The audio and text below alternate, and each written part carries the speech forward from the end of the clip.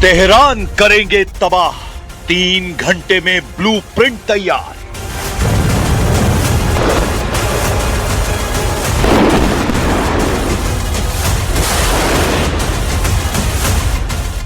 तीन घंटे तक चली राष्ट्रपति ट्रंप और प्रधानमंत्री नेतन्याहू की खुफिया मीटिंग ने ईरान के होश उड़ा दिए हैं। दावा किया जा रहा है कि ईरान को पक्का यकीन हो चुका है कि अमेरिका इजराइल के कंधे पर बंदूक रखकर ईरान पर घातक हमला कर सकता है। खबर तो ये तक है कि दुनिया के सामने अमेरिका दिखावा कर रहा है कि वो ईरान पर हमले की जोरदार तैयारियां कर रहा है, लेकिन हकीकत में असली हमला इजराइल की तरफ से करने की तैयारी चल रही है। खबर तो यहां तक है कि इजराइल ने पिछले 45 दिनों से चुपचाप ईरान पर बड़े हमले की तैयारियां कर ली है,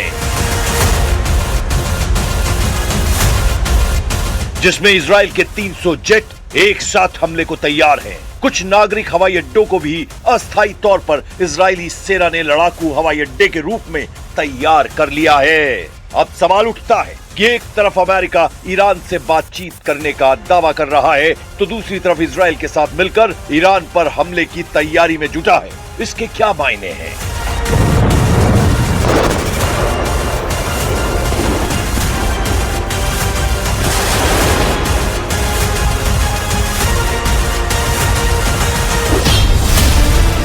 ट्रंप बातचीत करते रहेंगे, नेतन्याहू बारूदी हमला करेंगे।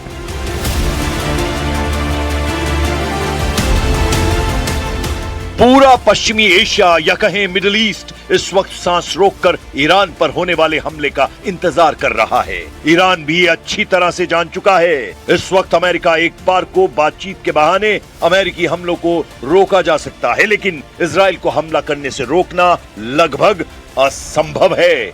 तो ऐसे में सवाल है, इस वक्त जंगी की कौन सी चालें चली जा रही हैं? ईरान को रौंदने की तैयारी, 20 देशों का वॉर प्लान एक्टिव। कुछ विशेषज्ञों के मुताबिक इस वक्त ईरान पर हमले को लेकर फूंक फूंक कर कदम रखे जा रहे हैं। खबर है मीडिया के जरिए अमेरिका और इजराइल दोनों ही ये दिखाने की कोशिश कर रहे हैं कि ईरान पर हमले को लेकर अमेरिका और इजराइल में गंभीर मतभेद है। दावा तो यहां तक किया गया है कि इजराइल के पीएम बेंजामिन नेतन्याहू और डोनाल्ड ट्रंप के बीच 3 घंटे से ज्यादा तक मीटिंग हुई, लेकिन कोई ठोस नतीजा नहीं निकला। दावा किया जा रहा है कि अमेरिका ईरान के सिर्फ परमाणु प्रोग्राम पर ही बातचीत करना चाहता है, जबकि इजराइल का कहना है कि ईरान के परमाणु प्रोग्राम के साथ साथ ईरान की बैलिस्टिक मिसाइलों को भी प्रतिबंधित किया जाए, लेकिन अमेरिका तैयार नहीं है। ये हुआ खबर का वो पहलू जिसने दुनिया को दिखाया और समझाया जा रहा है, लेकिन अब समझिए पर्दे के पीछे नेतन्याहू की ट्रंप चाल, यानी अमेरिका ईरान को बातचीत के झांसे में फंसाए रखेगा और इधर इजराइल मौका मिलते ही ईरान पर हमला कर देगा। अमेरिका ये चाहता है कि हम ईरान को मजबूर कर दें कि ये इजराइल का हमला है, ना कि अमेरिका। ऐसी स्थिति में अमेरिका पीछे से इजराइल की मदद करता रहेगा और ईरान अपना पूरा फोकस इजराइल पर करेगा। यानी अमेरिका ईरानी वार्ताकारों को यह समझाने की कोशिश में जुटा है कि अमेरिका ईरान पर हमला नहीं करेगा, लेकिन अगर इजराइल ने किया तो वो जिम्मेदार नहीं होगा। इसलिए अमेरिका और इजराइल ने पूरे पश्चिम एशिया या कहें मिडिल ईस्ट में 18 से 20 देशों को ध्यान में रखकर ऐसी जंगी रणनीति बनाई है। ایران ما در مقابل زیادخواهی های آنها سرخم نخواهد کرد. ایران ما در مقابل بی‌عدالتی ها و تجاوز ها کوتاه نخواهد آمد. ولی ما با تمام قوا در جهت صلح و آرامش در منطقه با کشورهای همسایه در حال گفتگو هستیم. अमेरिका इजराइल का डबल धोखा, जंग में घिरे 20 देश। एक तरफ वॉशिंगटन और तेहरान बातचीत का एक और दौर शुरू करने पर विचार कर रहे हैं, वहीं अमेरिकी प्रेसिडेंट ने ईरान को धमकी दी है। ट्रंप ने पहले दौर की बातचीत को अच्छा बताया, लेकिन साथ ही खुली धमकी दी है कि ईरान मांगे नहीं मानता है तो अमेरिका सैन्य कार्रवाई करेगा।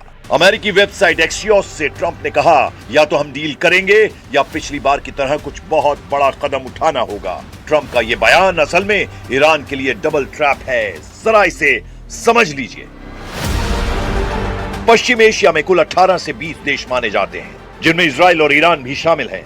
पश्चिम एशिया के अधिकांश देश मुस्लिम बाहुल्य देश हैं। पश्चिमी एशिया में लगभग 15 से 16 देश मुस्लिम बहुमत वाले हैं। ज्यादातर मुस्लिम देश ईरान के साथ बताए जाते हैं, लेकिन कई मुस्लिम देश पर्दे के पीछे से अमेरिका और इजराइल के साथ बताए जाते हैं। अगर हम ईरान के पक्ष की बात करें तो ईरान सीधे तौर पर कुछ देशों और ताकतवर गुटों का नेतृत्व करता है।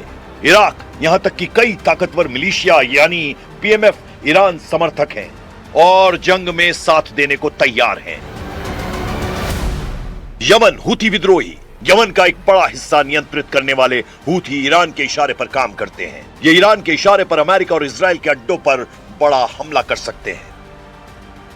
Lebanon, Hezbollah. लेबनान का सबसे शक्तिशाली सैन्य संगठन हिजबुल्लाह ईरान का मुख्य मोहरा है, जो ईरान के लिए पिछले 3 सालों से कुर्बानी दे रहा है।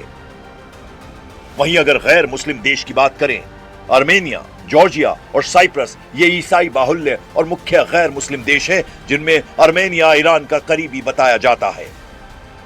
पश्चिम एशिया में अगर इजराइल और अमेरिका के पक्ष रखने वाले देशों की बात करें तो इजराइल के पास सीधे सैन्य गठबंधन कम है, लेकिन रणनीतिक समर्थन बहुत बड़ा है। अमेरिका इजराइल का सबसे बड़ा सैन्य और रणनीतिक रक्षक है। यूएई और बहरीन, ये देश इजराइल के साथ राजनयिक संबंध रखते हैं और ईरान के बढ़ते प्रभाव के खिलाफ इजराइल के साथ खामोश सहयोग करते हैं। जॉर्डन और मिस्र, इनके इजराइल के साथ शांति समझौते हैं, हालांकि ये वर्तमान युद्ध में सीधे शामिल नहीं होना चाहते। सऊदी अरब आधिकारिक तौर पर इजराइल का मित्र नहीं है, लेकिन ईरान को अपना सबसे बड़ा दुश्मन मानता है, इसीलिए वो अमेरिका इजराइल गठबंधन के करीब रहता है। पश्चिम एशिया में तुर्की एक ऐसा देश है जिसकी भूमिका न्यूट्रल से आक्रामक के बीच बदलती रहती है। वो नाटो का सदस्य है, लेकिन गजा और फिलिस्तीन के मुद्दे पर इजराइल का कड़ा विरोध करता है। जनवरी-फरवरी 2026 की सैटेलाइट इमेजरी जैसे प्लैनेट लैब्स ने युद्ध की तैयारियों की पोल खोल दी है। अमेरिका का कतर प्लान। कतर के अल उदीद एयरबेस की तस्वीरों से पता चला है कि अमेरिका ने अपने पैट्रियट मिसाइल डिफेंस सिस्टम को मोबिलाइज कर दिया है। पहले ये एक जगह फिक्स थे, लेकिन अब इन्हें भारी ट्रकों M983 हैमिट पर तैनात किया गया है ताकि ईरानी हमले की स्थिति में इन्हें तुरंत दूसरी जगह शिफ्ट किया जा सके। ईरान की खिलेबंदी। ईरान के नतांज और फोर्डो परमाणु केंद्रों की तस्वीरों में नई सुरक्षा छतें और पहाड़ों के भीतर सुरंगों के गेट को और मजबूत करते देखा गया है। पिकेक्स माउंटेन के पास भारी मशीनरी, क्रेन, कंक्रीट मिक्सर देखी गई हैं, जो इस बात का संकेत है कि ईरान अपने मुख्य ठिकानों को हवाई हमलों से बचाने के लिए उन्हें जमीन की गहराई में और सुरक्षित कर रहा है। हवाई जमावड़ा। कतर और जॉर्डन के बेसों पर अमेरिकी F-15E स्ट्राइक ईगल, RC-135 टोही विमान और बड़ी संख्या में टैंकर विमानों के C-135 की मौजूदगी बढ़ी है, जो लंबी दूरी के हमलों की तैयारी का हिस्सा है। लेकिन दूसरी तरफ ईरान भी पूरी तरह से तैयार है। ईरान का सुनामी हमला। ईरान एक साथ 2000 से 3000 मिसाइलें दागकर इजराइल के आयरन डोम को ओवरलोड करने की योजना बना रहा है। अमेरिका की रेड लाइन।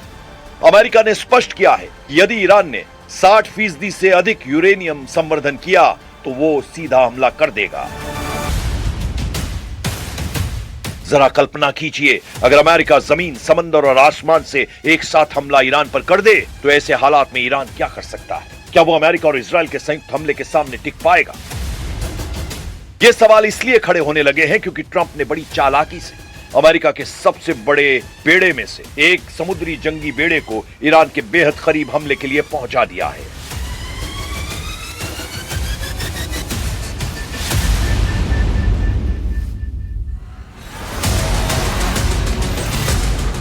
कुछ खबरों में पहले से ही दावा कर दिया गया है कि ईरान इस पर जंग जीतने के लिए नहीं, बल्कि दुश्मनों को तबाह करने के लिए आर पार की जंग करेगा। लगभग 3000 बैलिस्टिक मिसाइलें ईरान ने एक ही झटके में हमले के लिए तैयार रखी हैं।